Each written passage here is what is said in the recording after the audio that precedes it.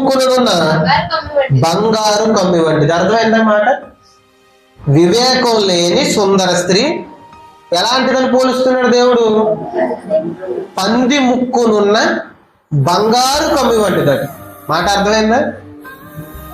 ఆ స్త్రీకి వివేకం లేదట, ఎక్కడేం మాట్లాడాలో తెలియదట, కుటుంబాన్ని ఎలా హ్యాండిల్ చేయాలో తెలియదట, భర్తకి ఎలా లోబడాలో తెలియదట, భర్తను ఎలా ప్రేమించాలో తెలియదట, భర్త కోసం బయట ఏం మాట్లాడాలి, ఇంట్లో ఏం మాట్లాడుకోవాలి, వీధిలోకి వస్తే ఏ మాటలు మాట్లాడాలి, నోటి నుంచి ఇలాంటి మాటలు మాట్లాడితే అందరూ ఏమనుకుంటారో ఈ వివేకం లేదట. ఈ వివేకం లేదు కానీ ఏముంది? తోటకు అందంగా ఉంటుందట.